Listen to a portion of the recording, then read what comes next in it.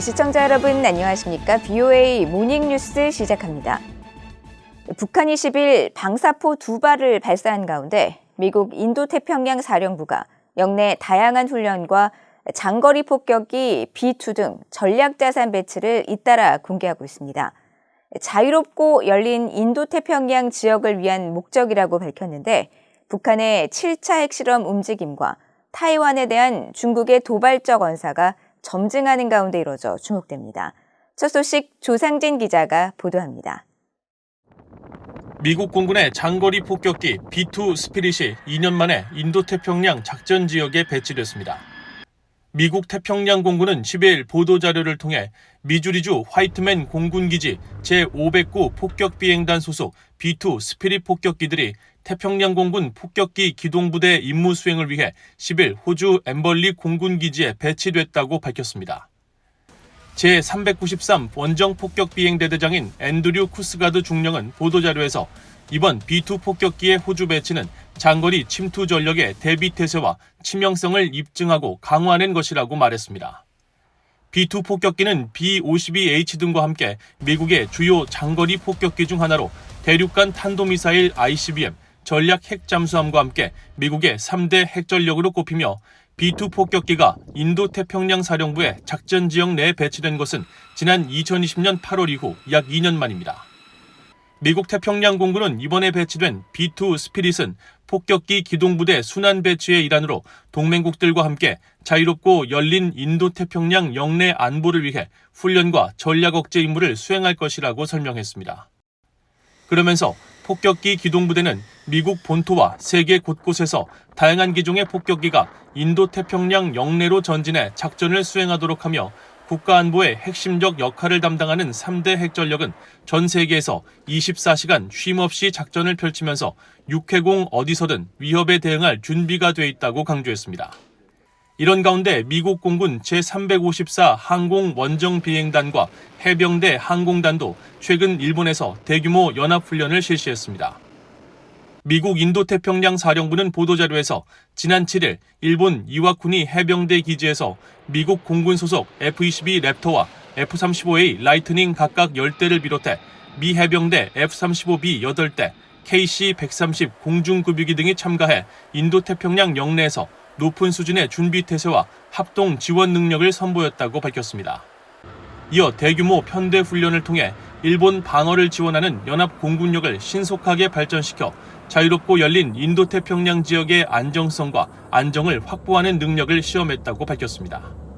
한편 한국 공군과 주일 미군도 한국에서 적의 화학무기 공격에 대응하는 연합훈련 모습을 공개했습니다. 미국 제7공군은 최근 보도자료를 통해 주일 미군 미사와 공군기지 소속 제35 공병대대가 지난 6일 한국 수원 공군기지에서 한국 공군과 화학무기 대응 훈련을 실시했다고 전했습니다. 또 알래스카주 아이슨 미 공군기지에서 출발한 최강 스텔스 기능을 갖춘 F-35 전투기가 한국 공군과 비행 작전 수행을 위해 한국에 머물고 있고 지난주에는 미한일 중급장교 23명이 미 8군에서 나흘 동안 심포지엄을 갖는 등 다양한 연합훈련을 실시하고 있습니다. BOA 뉴스 조상진입니다. 미국과 한국, 일본의 북핵 수석 대표가 만나 한반도 현안을 논의했다고 미국 국무부가 밝혔습니다.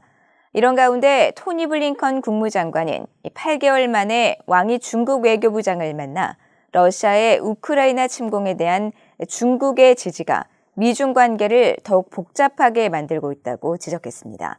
박동정 기자의 보도입니다. 네드 프라이스 국무부 대변인은 10일 보도자료에서 성김 대북특별대표가 북한에 대한 미한일 조율을 논의하기 위해 지난 8일 인도네시아 발리에서 후나코시 다케이로 일본 외무성 아시아 대양조 국장, 김건 한국 외교부 한반도 평화교섭본부장과 만났다고 밝혔습니다. 프라이스 대변인은 성김 대표가 북한 정권의 불안정하고 불법적인 탄도미사일 발사에 맞서 3국 안보협력 강화의 중요성을 재확인했다고 말했습니다. 이어 북한 정권의 악의적인 사이버 활동으로 인한 위협을 완화하기 위해 세 나라가 긴밀히 협력할 것을 약속했다고 밝혔습니다. 프라이스 대변인은 또 3국 대표가 외교적 노선에 대한 약속을 재확인하고 북한의 대화로 돌아올 것을 촉구했다고 강조했습니다. 아울러 성김 대표는 북한 정권의 일본인 납치 문제에 대한 즉각적인 해결을 모색하겠다는 미국의 지속적인 약속도 재확인했다고 프라이스 대변인은 전했습니다. 앞서 미한일 외교장관도 발리에서 만나 북한 정권의 불법 탄도미사일 발사를 규탄하고 3국 안보협력 확대 방안을 논의한 바 있습니다. 이런 가운데 토니 블링컨 국무장관이 8개월 만에 주요 20개국 외교장관 회의를 계기로 인도네시아 발리에서 왕이 중국 외교부장을 만나 러시아의 우크라이나 침공에 대한 중국의 지지가 미중 관계를 더 복잡하게 만들고 있다고 지적했습니다. We are concerned about the PRC's alignment with Russia. Now, what you hear from Beijing is that it claims to be neutral. I would start with the proposition that it's pretty hard to be neutral when it comes to this aggression. There's a clear aggressor, there's a clear victim. 블링컨 장관은 5시간에 걸쳐 왕이 부장과 회담 오찬을 했으며 북한의 핵 프로그램 등 지역과 국제 현안에 논의했다고 밝혔지만 북한에 관한 양측이 어떤 논의를 했는지 자세히 언급하지는 않았습니다. 중국 외교부는 이날 성명을 통해 왕이 부장이 중국을 위협으로 보는 미국의 잘못된 인식이 미국의 정책을 탈선시키고 있다고 말했다고 전했습니다. VOA 뉴스 박동정입니다. 북한 주민들의 인권 보장이 미국의 대북 정책 우선과 핵심이 돼야 하며 북한 인권 문제를 따로 분리해서 다루는 게 아니라 북핵 문제와 연계시켜 하나로 다뤄야 한다고 한국계 영김 연방하원 의원이 말했습니다. 영김 의원은 9일 서울에서 열린 2022 한반도 DMZ 국제평화 심포지엄 연설에서 이같이 말하고 북한이 자국민의 인권을 보장할 정도로 책임감 있는 나라가 될 것이란 확신이 없다면 어떻게 자기들의 생존을 위해 핵무기가 꼭 필요하다고 믿는 북한 정권이 스스로 핵무기 프로그램을 포기할 것으로 기대할 수 있겠냐고 반문했습니다. 그러면서 믿을 수 없는 중재로 받아낸 구속력 없고 또 검증할 수 없는 북한 정권과의 약속을 위해서 수많은 북한 주민들의 고통을 모르는 채 한다면 우리는 안보와 민주주의 정신까지 둘 다 한꺼번에 잃는 결과를 초래할 것이라며 미한동맹은 북한의 끔찍한 인권 유린 실태를 문제 삼아야 한다고 강조했습니다. 영김 의원은 또 북한 정권이 유엔 안보리 결의를 위반하고 한국 국민과 미국인들을 살해하려는 의도가 분명할 때는 화해의 손길을 내미는 게 아니라 우리의 우방과 힘을 합해 김정은 정권에 더 강한 압력을 행사하고 억지력을 강화해야 한다고 말했습니다. 필립 골드버그 신임 주한미국 대사가 10일 한국에 도착했습니다. 지난 5월 초 미국 의회 인준을 통과한 지 2달여 만으로 이로써 약 1년 6개월간 이어져 온 주한미국 대사의 공백 상황이 해소됐습니다. 버락 오바마 정부 시절인 2009년부터 2010년 국무부 유엔 대북제재 이행 담당 조정관을 지낸 골드버그 대사는 북한 정권이 언제든 7차 핵실험을 감행할 수 있는 상황에서 한국 정부 고위 당국자들과 수시로 만나 대북 정책을 조율할 것으로 예상됩니다.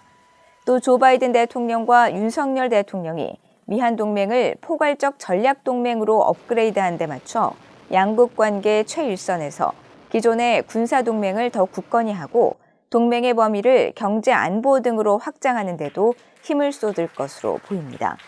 골드버그 대사는 인천공항을 통해 한국에 들어오면서 기자들과 만나 우리는 글로벌 파트너로서 또 동맹으로서 양국 국민에게 더 많은 번영과 안보를 제공하기 위해 함께 많은 일을 할 수 있다고 강조했습니다. 8일 총격으로 사망한 아베 신조 전 일본 총리에 대해 워싱턴에서는 미일 동맹을 한층 격상시킨 외교 총리였다는 평가가 나옵니다. 전문가들은 그가 남긴 가장 큰 유산으로 자유롭고 열린 인도태평양 비전을 꼽았습니다. 박승혁 기자의 보도입니다. 미일 관계 전문가인 제임스 쇼프 사사카와 평화재단 연구위원은 미국이 아시아 지역에서 구상했던 협력의 네트워크를 실현해낸 것이 아베 총리라고 말했습니다. This idea of networking alliances that is something the U.S. had always hoped could happen. I think he made it happen more than others, and the concept of the free and open Indo-Pacific that the U.S. certainly embraced. And 쇼프 연구위원은 아베 총리가 열린 바다라는 긍정적 비전을 제시해 민주진영 국가들이 서로 협력하고 법 기반 질서를 옹호하도록 이끌었다고 설명했습니다. 타츠미 유키 스팀슨 센터 연구위원은 아베 총리의 추진력이 미국, 일본, 호주, 인도의 4자 협력체 쿼드를 탄생시켰다며 일본의 위상도 올라갔다고 말했습니다. He really put Japan in the international map as the incredibly strong advocate for liberal international order. 제임스 줌월트 미국 일본 협회 이사장은 아베 총리가 미국과 일본 간 화해의 정점을 찍은 인물이라고 평가했습니다. President Obama went to Hiroshima and participated in ceremonies, memorializing all those civilians who were killed. And then he came to Pearl Harbor again with President Obama and 또 총리 시절 일본인 납북자들의 문제를 계속 이슈화해서 북한 정권의 인권 탄압을 지속적으로 제기했다는 점도 업적으로 꼽았습니다. 하지만 한국과의 관계는 약점으로 지목됐습니다. The relationship with South Korea, really suffered during that time, and it's not just because of him, but he did not put the same kind of energy, I think, into that relationship as he did with Australia, India, other countries in Southeast Asia, the U.S. 아베 전 총리는 또 북한 김정은 국무위원장과 조건 없이 만나 대화하겠다는 의지를 여러 번 밝혔지만 북한의 거부로 뜻을 이루지 못했습니다. 전문가들은 아베 전 총리가 제시한 자유롭고 열린 인도태평양 전략을 미국과 동맹국들이 이어갈 것이라고 전망했습니다. VOA 뉴스 박승혁입니다. 한국 정부가 유엔 인권이사회에 새 유엔 북한 인권 특별 보고관 임명을 환영한다고 밝혔습니다.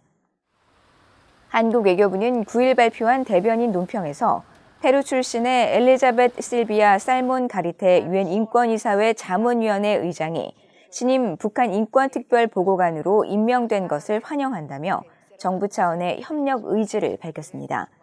특히 살몬 새 보고관이 민주주의와 인권 법치 분야 전문가로 다년간 학계와 유엔 인권 분야 활동을 통해 쌓아온 전문성과 경험이 북한 인권 상황의 개선을 위한 국제사회의 노력에 기여할 것으로 기대한다고 강조했습니다. 한국 외교부는 그러면서 정부는 특별 보고관의 활동에 적극 협력하는 등 국제사회와의 긴밀한 공조하에 북한 인권 상황의 개선을 위한 노력을 지속 경주해 나갈 예정이라고 밝혔습니다.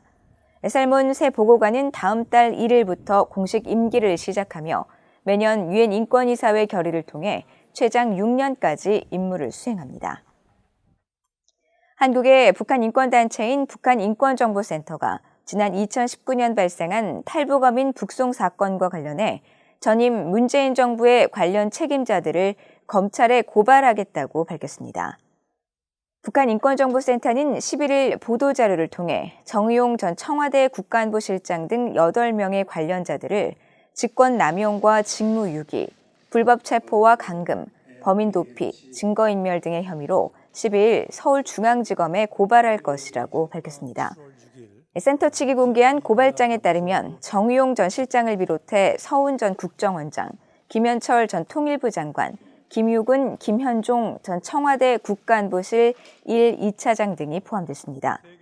이 단체는 탈북 선원들이 귀순 의사를 밝혔음에도 제대로 된 조사 없이 닷새 만에 위법한 강제 송환을 결정했으며 이는 한국의 사법권을 포기한 주권 침해이자 인권 침해라고 고발 이유를 설명했습니다. 탈북어민 북송 사건은 지난 2019년 11월 북한 선원 2명이 동료 선원 16명을 살해하고 탈북해 귀순 의사를 밝혔지만 당시 문재인 정부가 이들을 판문점을 통해 추방한 사건으로 최근 국정원은 이 사건과 관련해 다시 합동조사를 강제 조기 종료시킨 혐의 등으로 서훈 전 국정원장을 고발한 바 있습니다. 이상으로 BOA 모닝뉴스를 모두 마칩니다. 시청해주신 여러분 고맙습니다.